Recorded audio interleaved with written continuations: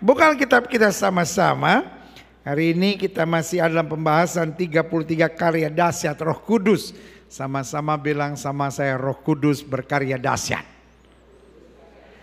Amin. Minggu lalu kita sudah membahas karya dahsyat pertama dari Roh Kudus, yaitu membaptis. Karena Yohanes Pembaptis bilang, aku membaptis kamu dengan air sebagai tanda pertobatan. Tetapi yang datang kemudian daripadaku, yang jauh lebih berkuasa daripadaku, yang membuka tali kasutnya pun aku tidak layak, dia akan membaptis kamu dengan Roh Kudus dan dengan api. Itu yang sudah kita bahas minggu lalu. Hari ini kita akan membahas tentang mengarahkan pada karunia-karunia Roh Kudus. Taruh tangan kanan saudara di dada, sama-sama bilang saya perlu karunia Allah. Dalam bahasa Inggris, karunia Roh Kudus disebut sebagai the gift of the Spirit. Gifts juga berarti hadiah, sama-sama bilang sama saya hadiah. Saya percaya bahwa pada dasarnya kita semua senang dengan hadiah. Kadangkala kita beli celana jeans, hadiahnya gantungan kunci. Walaupun gak ada hubungannya, tapi kita senang. Dan kadangkala kita minta 2. Ya hadiahnya 2 dong.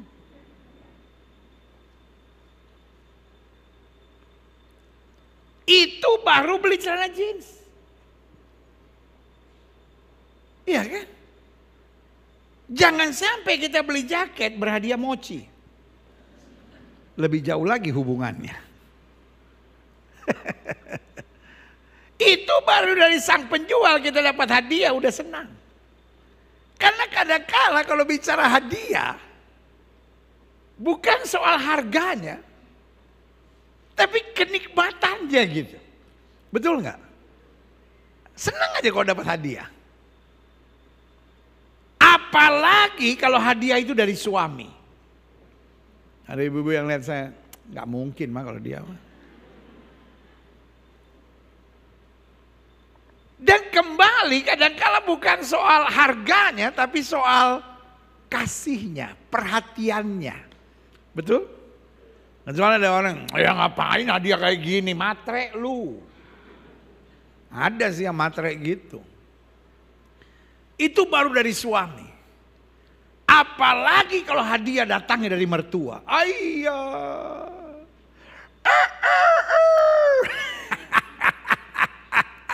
Ada yang mukanya asem banget lihat saya. Mertua. Tunggu matahari terbit dari barat, pendeta.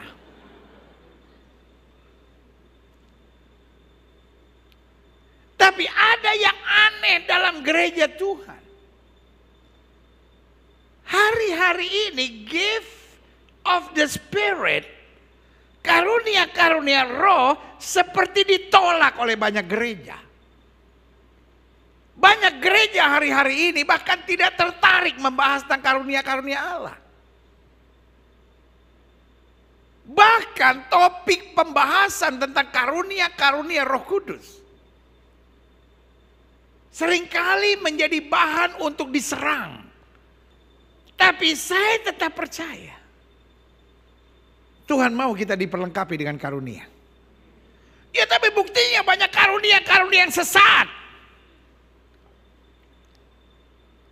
Sesuatu yang berkualitas selalu pasti akan dibarengi dengan yang palsu. Saya mau tanya sama saudara. Uang ada palsunya enggak? Sekarang pertanyaan saya. Saudara tetap mau pegang duit enggak? Ya tapi kan ada palsunya, saya gak mau pegang duit. Karena tugas saudara bukan fokus pada yang palsu. Setuju? Jangan karena, oh ya tapi ada bahasa roh yang palsu, ada nubuatan yang palsu, ada hamba Tuhan yang palsu, semuanya boleh ada yang palsu. Fokus kita pada kebenaran. Dan Alkitab berkata kalau kamu tahu kebenaran, kebenaran itu akan memerdekakan kita. Simple aja. Satu kali teman saya polisi.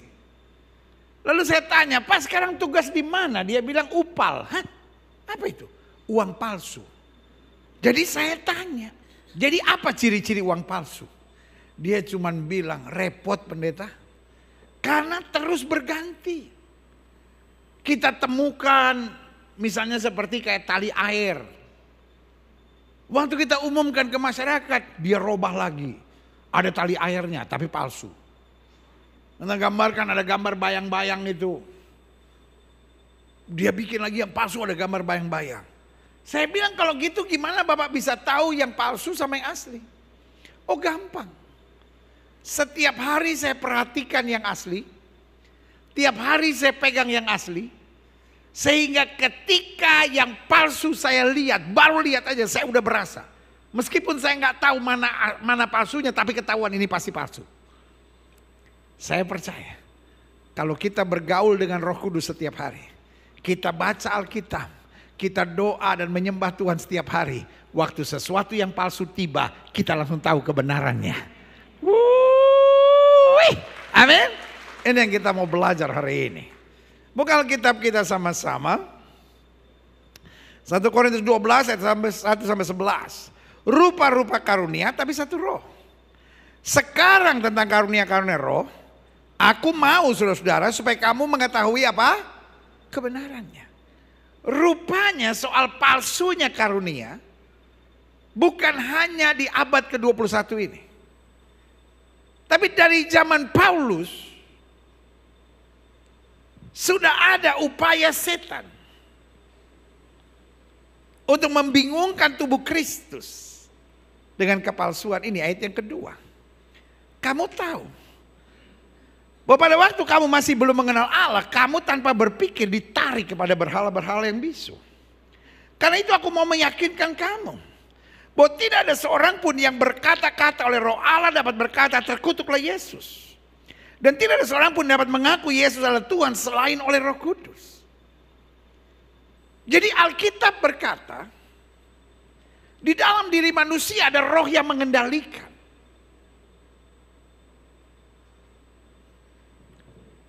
Dan yang saya tangkap pemahamannya, Roh Kudus akan bekerja sejauh yang kita berikan kesempatan. Saya ulangi. Roh Kudus hanya bisa bekerja sejauh yang kita beri kesempatan. Karena saya percaya He is a gentle spirit. Amin. Artinya begini. Kita nggak bisa bilang 100% orang ini dipenuhi Roh Kudus atau 100% orang ini tidak dipenuhi Roh Kudus. Ada orang-orang yang memberi tempat 90% pada Roh Kudus dalam hidupnya.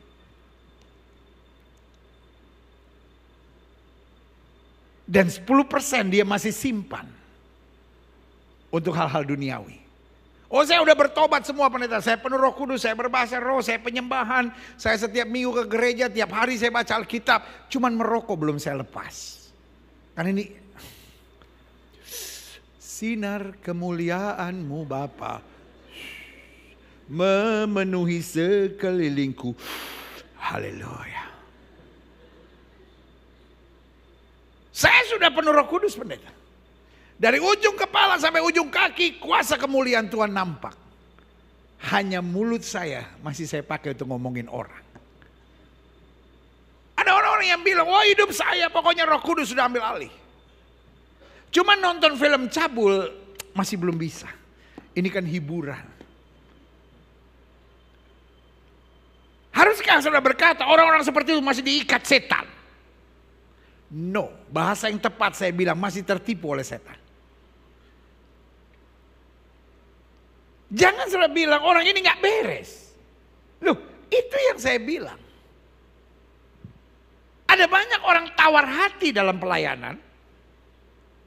Karena ngelihat orang ini pendeta kalau berdoa pendeta, sampai menangis, sampai getar-getar begitu. Tapi gak taunya, kalau minjem duit gak pernah balikin. Berarti itu roh setan kali yang dia sembah. No, dia menyembah benar roh Allah. Cuman dia masih sisakan pertobatannya. Karena iblis itu tidak ada yang baik dari setan. Apa? Tidak ada yang baik dari setan. Setan gak punya sesuatu yang baik. Satu-satunya hal baik, tapi jangan ngomong sama gereja lain. Kalau gak saya dikomentarin. Dia cuman gak maruk. Jadi iblis kalau dikasih ruangan kecil, dia nikmati. Gak apa-apa kamu penuh Roh Kudus. Gak apa-apa kamu pelayanan di Glow. Yang penting mulut kamu sekali-sekali saya pinjam. Karena iblis butuh juga pelayan-pelayan Tuhan yang mulutnya masih ember. Yang suka ngomongin orang. Tahu nggak? Iya itu kan dia. Iya, dari Glow berdiri kan sama-sama kan kelihatan. Kayak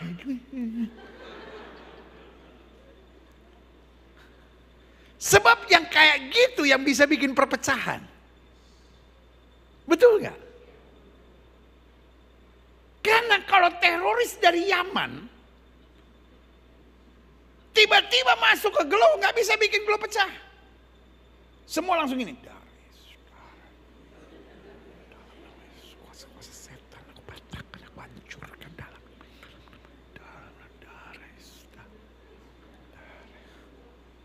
Kalau teroris dari Yaman. Tapi kalau sesama pelayan Tuhan,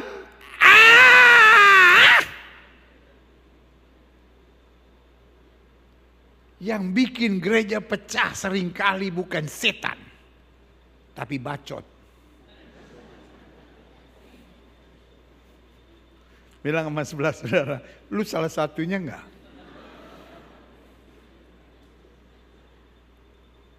Ada orang gak mau ke gereja lagi bukan karena setan. Dia gak pernah lihat setan. Cuman dia gak pernah ke gereja lagi karena gak tahan bacot dari pelayan Tuhan. Nggak tahan sama bacotnya orang Kristen.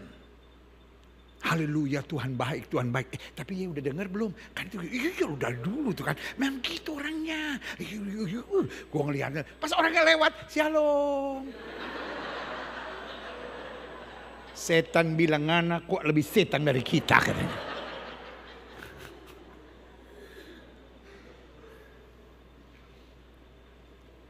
Jadi orang kalau sudah dipenuhi Roh Kudus bukan berarti sudah beres. Orang kalau sudah dipenuhi dengan Roh Kudus, dia harus berjuang untuk tidak memberi kesempatan sekecil apapun untuk setan. Makanya Yesus ingatkan murid-muridnya. Berdoa dan berjagalah supaya kamu jangan jatuh dalam pencobaan. Roh yang penurut tapi daging lemah. Jadi di daging yang lemah itu, di tengah kelemahan kita, iblis mau masuk. Makanya Yesus bilang apa? Aku berdiri di muka pintu dan mengetok. Pertanyaan saya, Yesus bisa dobrak gak? Bisa, but he don't want. He doesn't want. Dia gak mau. Kenapa dia gak mau? Karena dia sudah memberikan kepada kita yang namanya free will. Makanya untuk itu Yesus bilang, serahkan segala kekhawatiranmu kepadaku. Yesus bisa gak ambil semua kekhawatiran kita? Bisa. But he doesn't want to. Makanya Yesus bilang apa? Mari hai kamu yang letih lesu dan berbeban berat. Aku akan beri kelegaan kepadamu. Bisa gak Yesus angkat semua beban berat kita? Sangat bisa. But he doesn't want to. Kenapa dia gak mau? Dia memberi kesempatan buat kita dengan free will yang ada pada kita untuk menyerahkan semuanya. Sampai di sini ngerti gak? Jadi ada orang dari ujung kepala sampai ujung kaki sudah dibaptis, dipenuhi dengan Roh Kudus. Cuman kupingnya yang belum Kristen. Dia mungkin gak suka ngomongin orang, tapi senang dengar berita. Jadi itu gimana? Oh ya, oh haleluya, oh ya. Terus. Jadi orang kalau dipenuhi Roh Kudus, pastikan dia punya tanggung jawab untuk membereskan yang belum beres. Karena iblis, sekali lagi saya bilang, gak ada sesuatu yang baik. Satu-satunya dia gak maruk. Dikasih lubang kecil saja, kesempatan kecil dia masuk. Makanya jangan beri kesempatan kepada Ada orang sudah penuh Roh Kudus. Cuman genit banget. Gak boleh lihat cewek.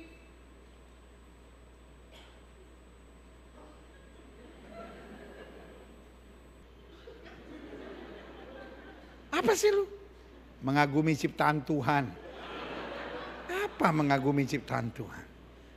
Tapi ibu-ibu juga ada yang genit. Cuman bedanya kalau laki-laki kan kalau genit kan gini. Kalau ibu-ibu nggak gitu. Ibu-ibu kalau genit gini. CCP, curi-curi pandang. Ada yang ngeliatin saya gini. Mungkin dalam hatinya, kok dia tahu? Saya pernah 7 tahun jadi perempuan, tahu? Gila kali. Ya kan? Jadi sekali lagi, coba lihat firman Tuhan bilang apa. Karena itu aku mau meyakinkan kamu. Bahwa tidak ada seorang pun yang berkata-kata oleh Roh Allah dapat berkata terkutuklah Yesus. Jadi gini, orang meskipun sudah dipenuhi Roh Kudus, tapi kalau dia bertindak hal-hal yang salah itu bukan karena Roh Tuhan, roh lain yang membimbing dan mengarahkan dia. Ngerti nggak maksud saya? Jelas? Karena seharusnya yang ada Roh Kudus akan mengaku Yesus adalah Tuhan. Berarti segala dosa ditinggalkan, segala kebenaran ditegakkan. Klik. Ayat 4. Ada rupa-rupa karunia. Tapi satu roh. Jadi ada rupa-rupa model dalam pelayanan, tapi roh yang sama yang ngatur. Ada rupa-rupa pelayanan, ada rupa-rupa penafsiran. Tapi satu Tuhan. Ada berbagai-bagai perbuatan ajaib, tapi Allah lah satu yang mengerjakan semuanya dalam ini yang banyak orang gak bisa ngerti. Rupa-rupa model, rupa-rupa pelayanan, rupa-rupa penafsiran. Pokoknya orang sekarang beda sedikit sesat. Kalau saya dari gereja yang tepuk-tepuk tangan, lihat gereja yang tidak tepuk tangan, langsung saya bilang sesat. Kalau gereja saya tidak percaya penyembahan dalam bahasa roh, lalu saya melihat orang berbahasa roh, saya bilang sesat. Jadi definisi sesat telah didegradasi. Yesus bilang kamu sesat jika kamu tidak mengerti kitab suci dan kuasa Allah. Tapi sekarang definisi sesat, segala sesuatu yang saya tidak terima. Kalau ada pendeta doakan orang, jangankan jatuh, goyang aja enggak. Tapi kalau dia lihat ada pendeta lain doakan orang jatuh, sesat. Orang Papua bilang, adek kau pikir sesat gampang kak?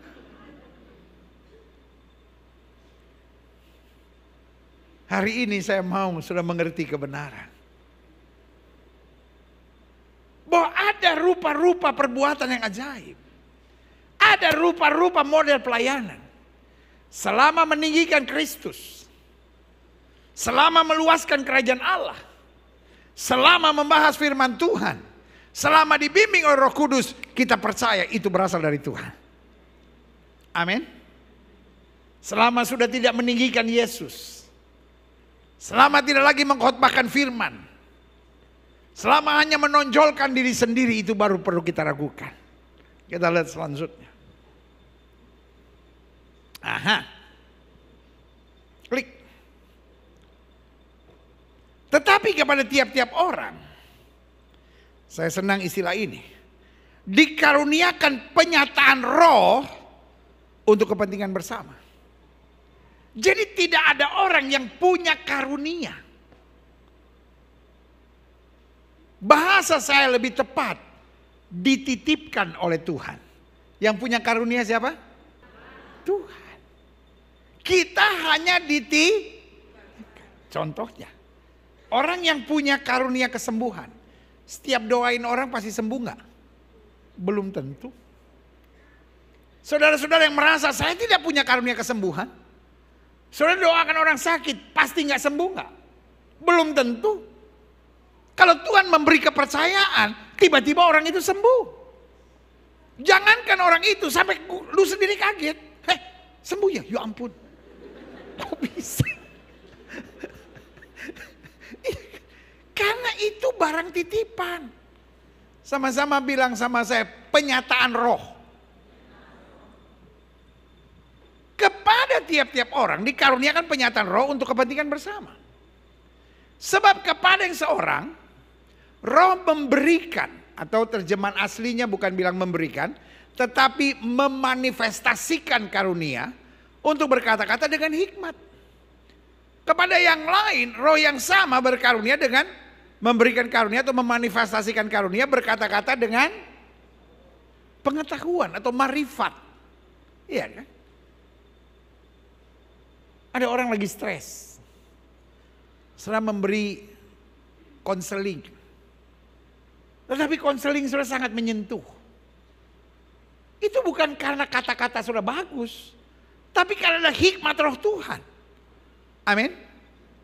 Tiba-tiba sudah merasa ada sesuatu, sudah menyampaikannya. Itu bukan ahli nujum. Tapi kata-kata pengetahuan. Tuhan mulai sampaikan buat saudara. Amin. Nah, dasarnya bukan karena saudara mencari karunia, dasarnya karena saudara ingin jadi berkat. Ngerti gak maksud saya? Jadi karunia bukan untuk berkompetisi, tapi karunia untuk meluaskan kerajaan Allah. Makanya saya terlalu percaya bukan hanya pendeta yang bisa dapat karunia, tapi semua orang yang mau jadi berkat. Amin. Selanjutnya klik. Kepada yang seorang, roh yang sama memanifestasikan iman. Kepada yang lain ia memanifestasikan karunia untuk menyembuhkan. Kepada yang seorang roh memberikan kuasa atau memanifestasikan kuasa untuk mengadakan mujizat. Kepada yang lain ia memanifestasikan karunia untuk bernubuat. Kepada yang lain lagi ia memberikan karunia untuk membedakan bermacam-macam roh. Ini yang minggu lalu saya singgung. Minimal setiap kita berdoa untuk ini. Kepada yang seorang ia memanifestasikan karunia untuk berkata-kata dengan bahasa roh. Dan kepada yang lain ia memanifestasikan karunia untuk apa? Menafsirkan bahasa roh itu. Jadi lepas daripada perdebatan hari-hari ini, harus kita ketahui karunia itu memang ada. Amin. Kalaupun ada palsunya biarin aja. Kita gak tertarik dengan palsunya. Karena Alkitab bilang Allah akan memberikan roti kepada anaknya yang minta roti dan tidak akan memberikan ular. Dan Allah akan memberikan Roh Kudus kepada setiap mereka yang memintanya. Jelas ya, kita lihat selanjutnya. Ayat 11 kita baca sama-sama, 1, 2, 3. Tetapi semuanya ini dikerjakan oleh roh yang satu dan yang sama, yang memberikan karunia kepada tiap-tiap orang secara khusus seperti yang dikehendakinya. Jadi bukan hanya hamba Tuhan. Engkau mahasiswa kah? Engkau ibu rumah tangga kah? Engkau pedagang kah? Engkau pengusaha kah? Engkau kaum profesi kah? Engkau bisa menerima karunia Roh Kudus. Gak ada yang bilang amin. Gue udah semangat begini. Siapapun saudara, engkau bisa menerima karunia Roh Kudus. Berikan dulu tepuk tangan yang meriah buat Tuhan. Sama-sama bilang, saya bisa menerima karunia Roh Kudus. Saudara yang ada di rumah ketik di live chat, saudara, saya bisa menerima karunia Roh Kudus. Yes, saya bisa menerima karunia Roh Kudus. Haleluya. Klik. Nah, saya catat di sini bahwa pada dasarnya Tuhan mempersiapkan serta menyediakan, bahkan Tuhan mau anak-anaknya dipenuhi dengan karunia-karunia Allah. Tuhan tahu keterbatasan kita, Tuhan tahu kekurangan kita, Tuhan tahu segala kemampuan kita. Tapi Tuhan juga tahu apa yang Dia sudah persiapkan buat kita. Amin. Nah, kalau Tuhan mau kita dipenuhi dengan karunia-karunia Allah, berarti kenapa ada banyak kebingungan tentang karunia-karunia Allah? Saya berani ambil kesimpulan itu permainan setan, itu permainan setan. Karena sesuatu yang Tuhan mau pasti akan coba dihalangi setan. Jelas nggak sampai di sini? Taruh tangan kanan saudara di dada, sama-sama bilang saya tidak boleh tertipu. Jadi jelas ya. Tuhan maunya engkau dipenuhi dengan karunia-karunia Allah. Oh, setan tahu kalau engkau masuk dalam rancangan Allah, pasti hal-hal dahsyat akan terjadi. Setan coba menghalanginya, menghambatnya, membingungannya. Sampai ada banyak orang bilang, yang penting saya udah bertobat, sudah dibaptis, udahlah nggak apa-apa lah, yang penting saya nanti mati masuk surga. Betul. Tapi kita tidak mau sia-siakan hari-hari kita di muka bumi. Kita mau jadi berkat yang besar. Kita mau jadi alat dalam tangan Tuhan. Kita mau lewat hidup kita kerajaan Allah diluaskan, nama Yesus dipermuliakan. Dan setuju katakan amin. Klik. Sehingga saya simpulkan gini, pada dasarnya karunia Allah sangat penting bagi kita. Coba lihat ayat ini. Roma 1 ayat 11-12 bilang, sebab kata Paulus kepada jemaat Tuhan di Roma, aku ingin melihat kamu, dengan lain kata aku ingin datang ke Roma, untuk memberikan karunia rohani kepadamu guna menguatkan kamu, untuk mengarahkan kamu, mengajar kamu, mendoakan kamu, supaya kami mengerti tentang karunia-karunia rohani. Sehingga kamu lebih kuat, sehingga kamu, terjemahan aslinya bilang, supaya kamu hidup lebih efektif. Supaya kamu hidup lebih bermanfaat. Supaya kamu hidup lebih jadi berkat. Yaitu, supaya aku ada di antara kamu dan turut terhibur. Boleh melihat langsung karya-karya Allah yang luar biasa oleh iman kita bersama. Baik oleh imanmu maupun oleh imanku. Klik. Nah, saya coba pelajari. Kenapa karunia Allah itu penting? Yang pertama saya simpulkan, karena karunia seringkali merupakan konfirmasi penyertaan Tuhan buat kita. Jadi gini, setiap orang yang melayani pasti pernah masuk dalam fase yang bernama kejenuhan. Tuhan betul gak ya pakai saya? Tuhan kasih 2 tanda kepada Musa. Tanda pertama adalah tongkat menjadi ular. Setiap kali Musa ragu, Musa akan lempar tongkat. Dan tongkatnya menjadi ular, dia pegang buntutnya dan ular kembali menjadi tongkat. Dia tahu Tuhan menyertai saya. Tapi di saat-saat tertentu dia gak bisa lempar tongkatnya. Karena itu terlalu open lock, terlalu terbuka. Dia punya satu tanda tertutup lainnya. Kalau dia sedang ragu, dia akan masukkan tangannya ke jubahnya. Waktu dia tarik, tangan itu terkena kusta. Dia masukkan lagi. Dia tarik lagi, tangan itu sembuh. Musa tahu bahwa Tuhan menyertainya. Di akhir zaman Tuhan menuntun kita lewat Roh Kudus.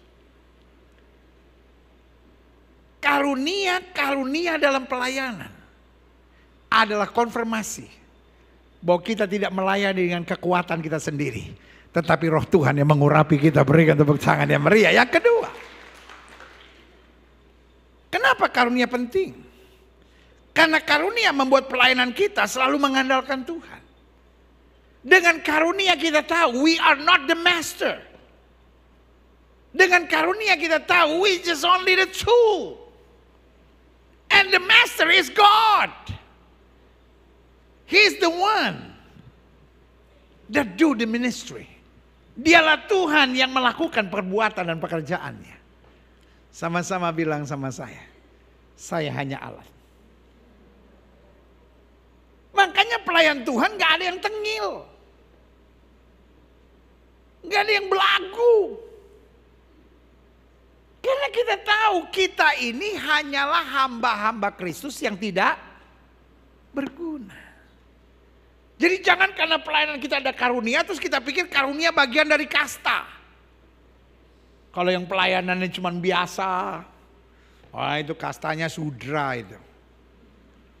Kalau pelayanannya, wah ada urapan, banyak orang disembuhkan, wah itu karunianya atau kastanya Brahmana. No. Yang harus disembah hanya Yesus. Kita ini hanya hamba-hamba yang tidak berguna. Tapi diangkat karena kasih anugerahnya. Diperlengkapi dengan kemuliaannya. Dijadikan alat bagi kemuliaan yang layak menerima mahkotanya. Saja katakan amin. Yang ketiga. Kenapa karunia penting? Karena karunia membuat pelayanan kita efektif dan apa? Berbuah. Tuhan gak mau kita GGD, gitu-gitu doang. Tuhan mau hidup kita dahsyat. Tuhan mau hidupmu dahsyat. Siapa Yusuf? hanya budak. Tapi Tuhan beri karunia sehingga hidupnya dahsyat. Siapa Musa? Anak yang ditinggalkan di Sungai Nil.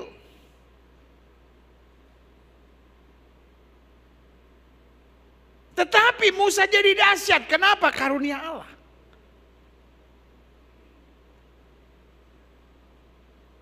Siapa Daniel? Hanya orang buangan di tanah Babel. Kenapa dahsyat? Karena karunia Allah. Siapa kita? Orang-orang yang gak jelas. Tetapi hidupmu dapat dahsyat ketika karunia Allah menyertai kehidupanmu. Yang sudah katakan, yeah. Selanjutnya, kenapa karunia Allah penting? Karena karunia membuat pelayanan kita memuliakan Kristus. Dengan karunia kita tahu, dia harus semakin bertambah supaya kita semakin berkurang. Amin. Karena dengan karunia kita tahu gak ada yang bisa ditonjolkan dalam diri kita. Gak ada yang bisa ditinggikan dalam diri kita. Karena bukan kita, tetapi Kristus. Makanya Paulus bilang, aku tahu kepada siapa aku percaya. Aku yakin dia berkuasa. Makin kita menyadari karunia-karunia Allah. Yang pertama, kita makin cinta Yesus. Yang kedua, kita makin benci dosa. Yang ketiga, kita makin mau mendekat kepada Tuhan. Dan yang keempat, kita makin siap buat apa saja bagi kerajaannya. Berikan tepuk tangan yang meriah buat Tuhan. Haleluya. Selanjutnya, saya coba simpulkan. Namun jika kita mau jujur, seringkali justru pelayanan dan pengajaran tentang karunia menjadi sumber banyak perpecahan gereja. Why? Kenapa? Yang pertama saya pelajari, karena setan gak suka kita melayani dengan karunia. Setan tahu persis kalau kita melayani dengan karunia, kita akan meruntuhkan banyak tembok-tembok yang menghambat pekerjaan Tuhan. Amin. Makanya setan gak peduli kita melayani, sejauh kita tidak melibatkan karunia Allah di dalamnya.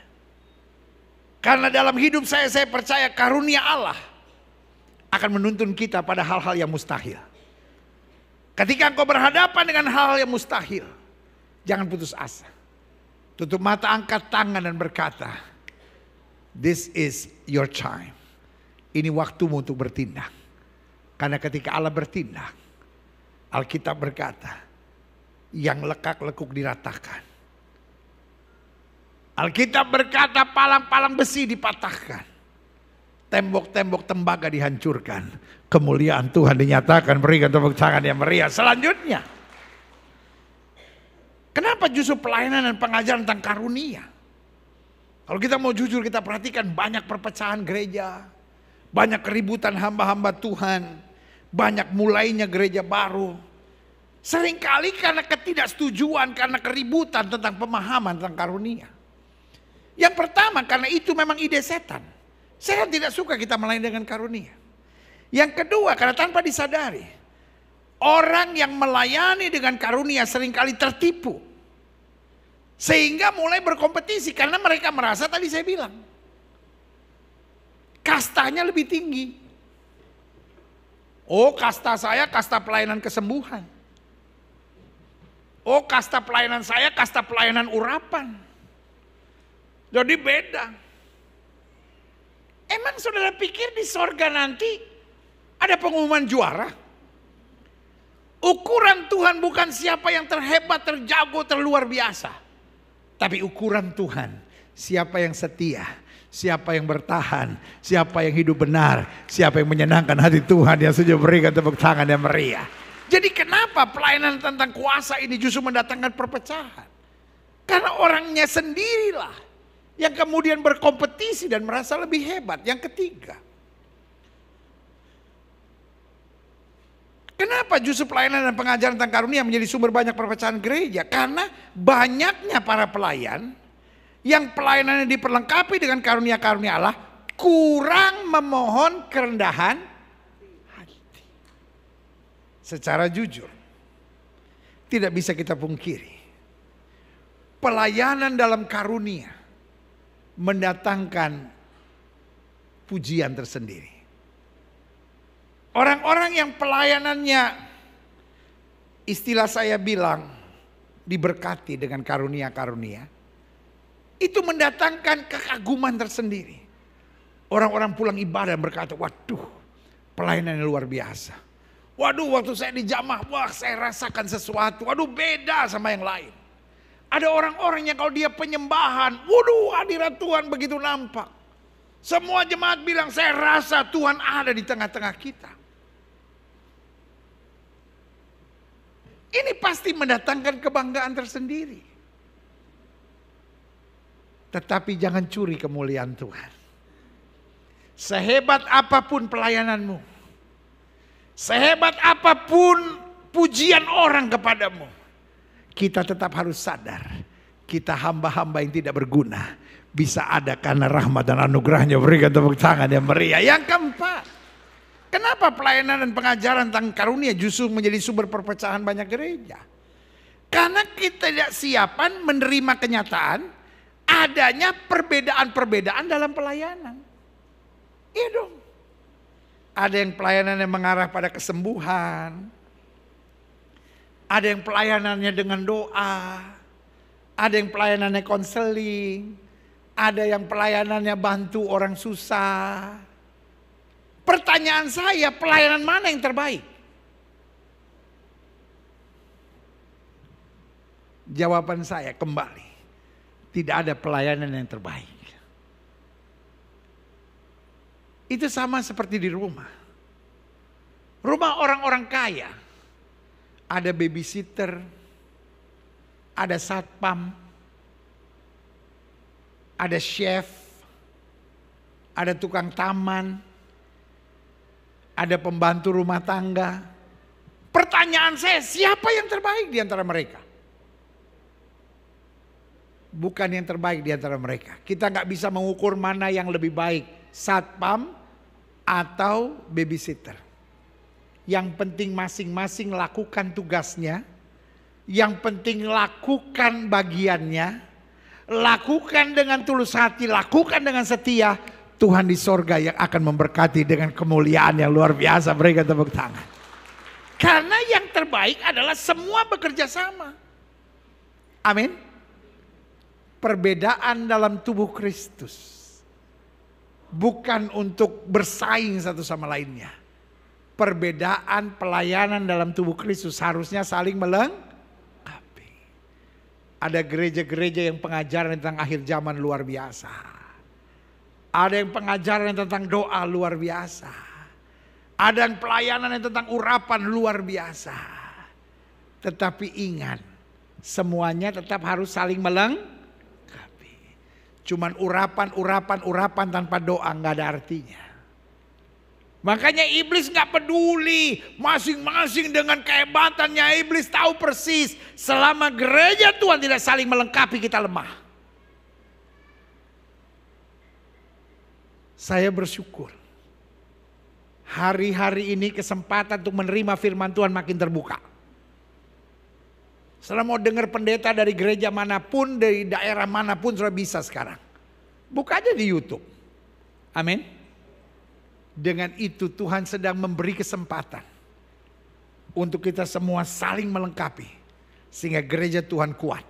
Anak-anak Tuhan dahsyat. Udah bukan saatnya lagi pendeta berkata itu jemaat saya. Itu adalah pengerja saya. Itu adalah orang saya. Kita semua sadar kita hanya hamba. Itu jemaatnya Tuhan Yesus yang sedang bekerja bagi kerajaannya. Berikan tepuk tangan. Dan sebagai penutup, saya simpulkan begini, kesimpulan akhirnya. Kalau saudara bertanya, what is the conclusion? Apa kesimpulan akhirnya? Saya catat ada 4 hal. Yang pertama, bicara tentang karunia. Setiap orang percaya, siapapun dia. Ya tapi saya masih banyak kekurangan, saya belum sempurna, saya belum terlalu hidup dalam kekudusan. Tapi engkau berhak menerima karunia Allah. Jangan kudus dulu baru menerima karunia Allah. Di tengah kekurangan kelemahan kita minta karunia Allah. Dan karena kita didorong oleh karunia Allah, makin hari kita terdorong untuk hidup dalam kesempurnaan. Amin.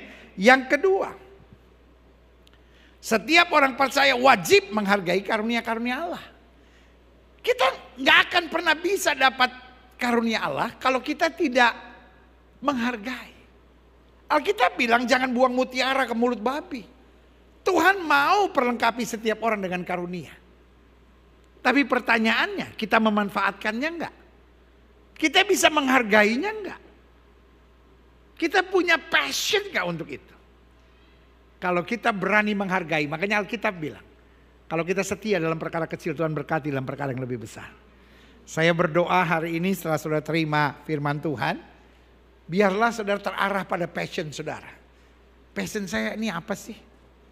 Saya pengen nolong orang dalam bidang apa sih? Saya ini gak tahan gitu kalau lihat orang sakit. Saya ini kalau ada orang ada masalah tuh saya pengen doain aja gitu.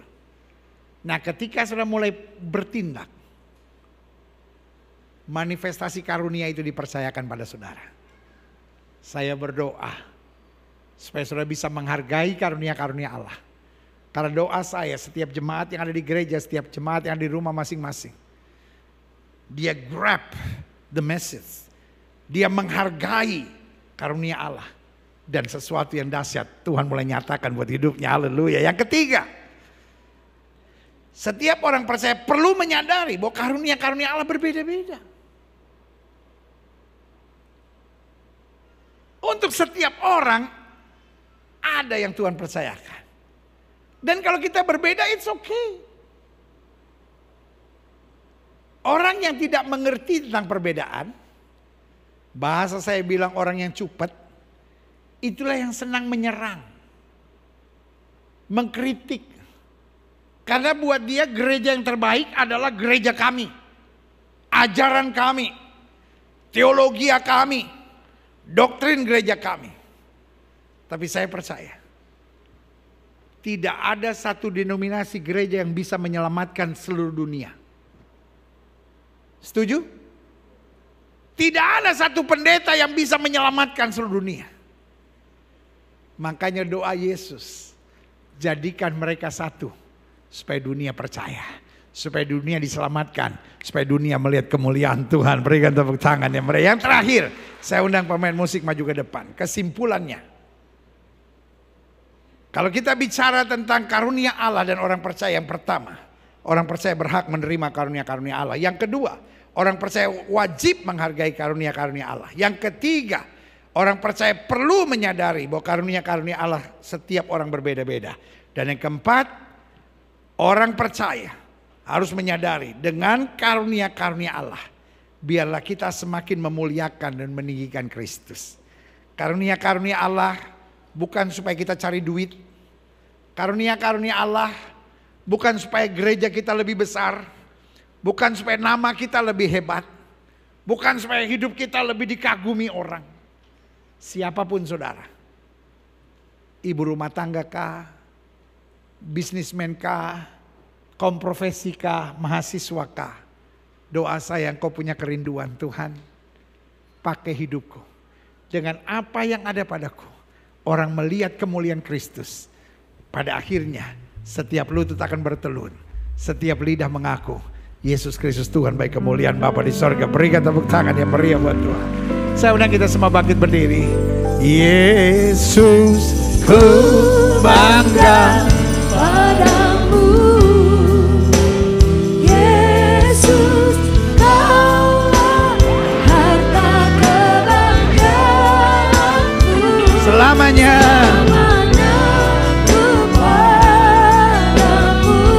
Kau segala-galanya.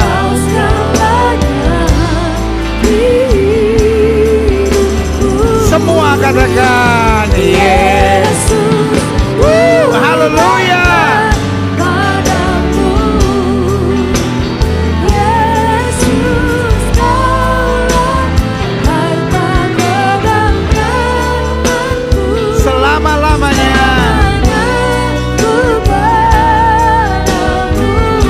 Kau segala-galanya.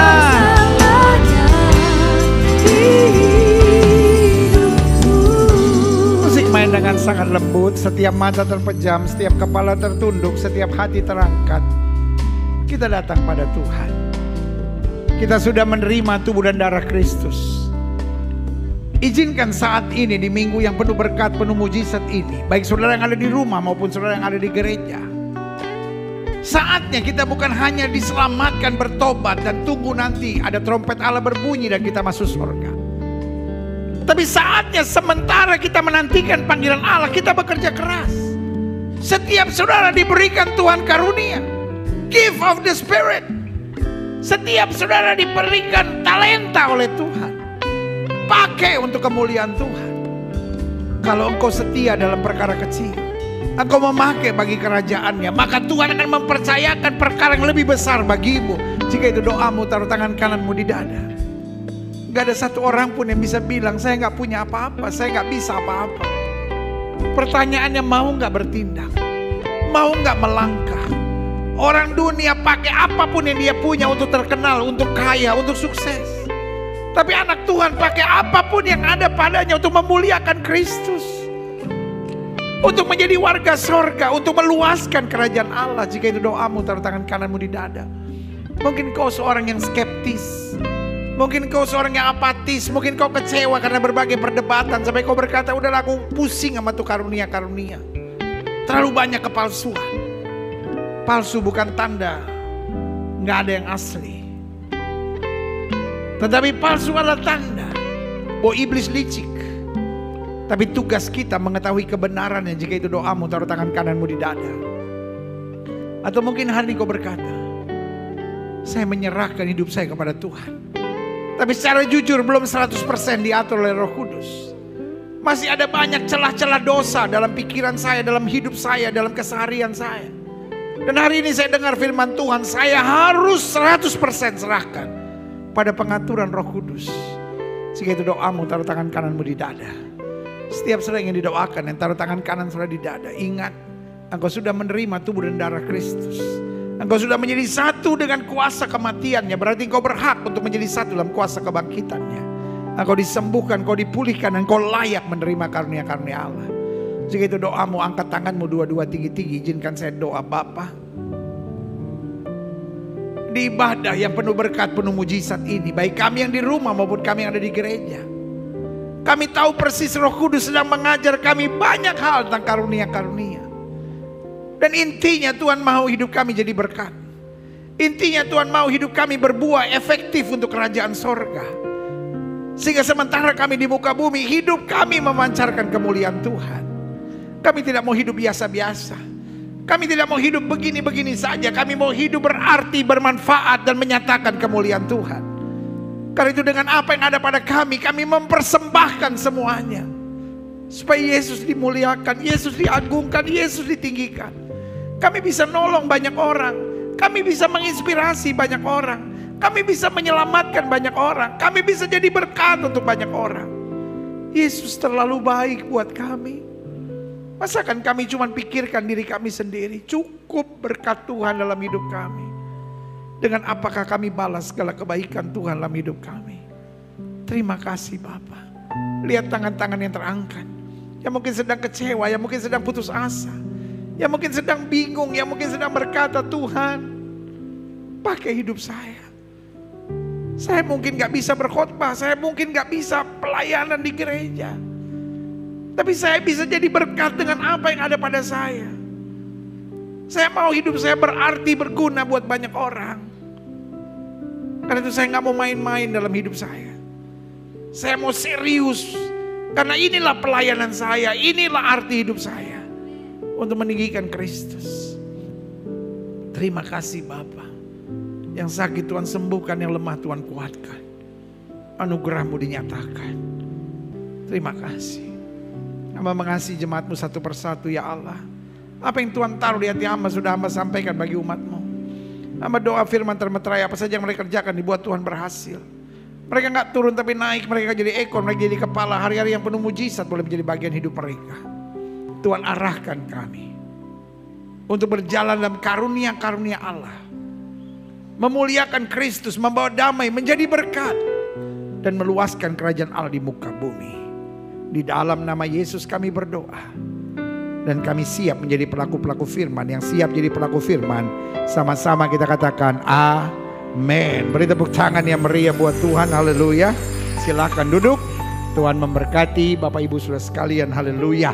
Kitalah orang-orang berbahagia itu karena orang-orang berbahagia adalah orang yang mendengar firman dan mempraktekkannya dalam kehidupan sehari-hari. Haleluya.